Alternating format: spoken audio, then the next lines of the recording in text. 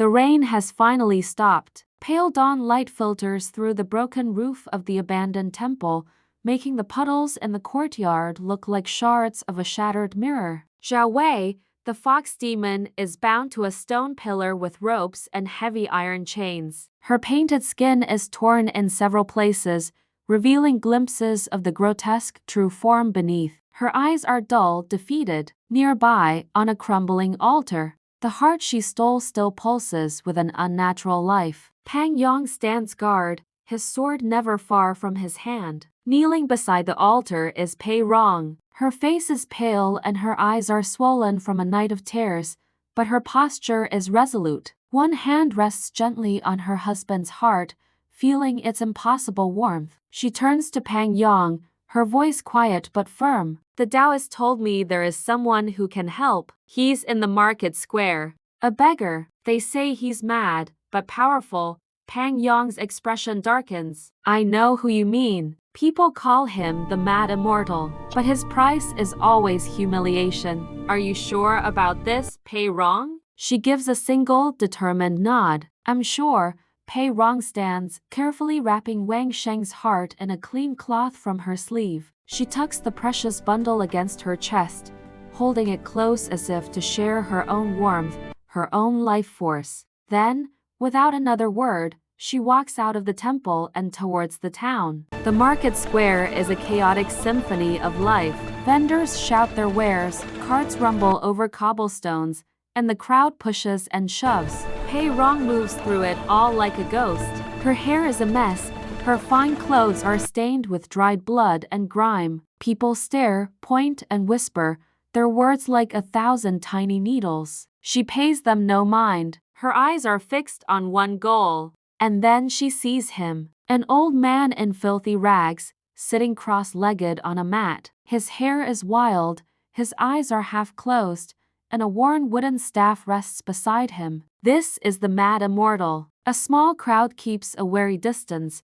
a mix of fear and morbid curiosity on their faces. Pei Rong walks directly to him and kneels without a moment's hesitation. Master, she begins, her voice trembling slightly, I beg you to save my husband. His heart was taken by a demon. He lies dead. The beggar opens one eye, a glint of amusement within. Then he lets out a loud, mocking cackle that cuts through the market noise. Save him? Why should I? You foolish woman, you let a fox demon eat his heart.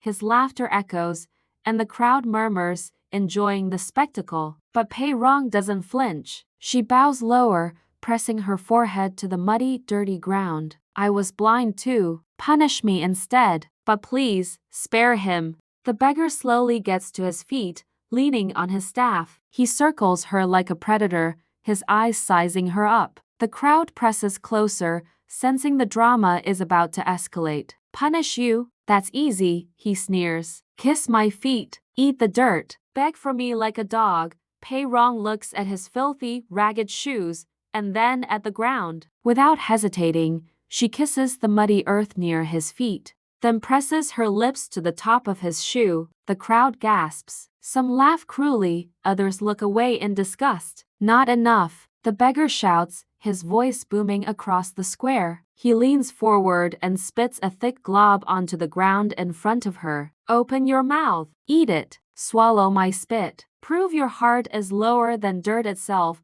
A wave of revulsion washes over the crowd. This is too much, even for them. Pei Rong's hands tremble, and tears finally stream down her face, mixing with the dirt on her cheeks. But she opens her mouth, leans down, and swallows the filth. The entire market falls silent. The laughter, the whispers, all of it gone. There is only the sound of Pei Rong's ragged breathing. The beggar's mocking expression vanishes, replaced by a sudden, intense seriousness. His voice drops, low and resonant. Enough. Your humility is real. He taps his staff on the ground once. A faint, ethereal glow surrounds Pei Rong's mouth for just a second, then fades. Go home, he says. Hold him. Let what you swallowed become the bridge between life and death. But remember this.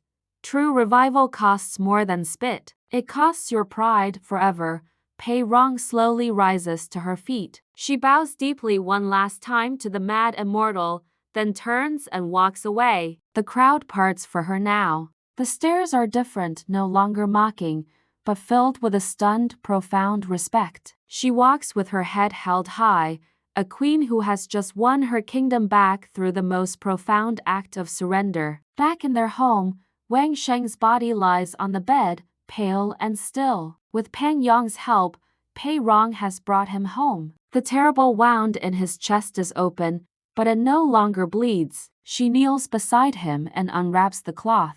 Gently, reverently, she places the heart back into the cavity. It fits perfectly. Its beat grows stronger, steadier. Then, Pei Rong leans over and presses her mouth to his, kissing him deeply. As she does, a glowing, silvery mist, the essence of her sacrifice, flows from her lips into his. Wang Sheng's body jerks once. His eyelids flutter open. He takes a sharp, gasping breath, and color floods back into his cheeks. The wound on his chest begins to seal itself, knitting together until only a jagged scar remains. His voice is a weak whisper.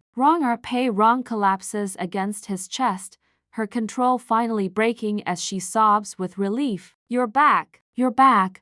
Wang Sheng's hand, weak but determined, lifts to touch her face. I saw everything, he whispers, his own eyes filling with tears. I'm so sorry. So sorry. Pei Rong looks at him, a radiant smile breaking through her tears. No more sorry. Just stay with me. Meanwhile, back at the temple, Peng Yong stands before the bound Zhao Wei. The fox demon looks diminished, her power gone. Her painted skin is flaking away, her eyes dim with understanding. She saved him. With humiliation, Zhao Wei says softly, I could never do that. Peng Yong looks at her, not with hatred, but with a kind of grim pity. That's why she wins. And you lose. He raises his sword, the steel glinting in the late afternoon light, but he pauses. The Taoist wants you sealed, not killed. For now, Zhao Wei closes her eyes, accepting her fate. The final scene returns us to the bedroom. Wang Sheng and Pei Rong lie side by side,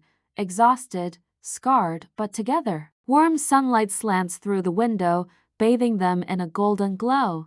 Pei Rong's hand rests over the scar on his chest, a permanent reminder of their ordeal. In that quiet moment, we hear her thoughts. I ate shame so he could live, and I would do it again. Because love isn't about being beautiful. It's about enduring.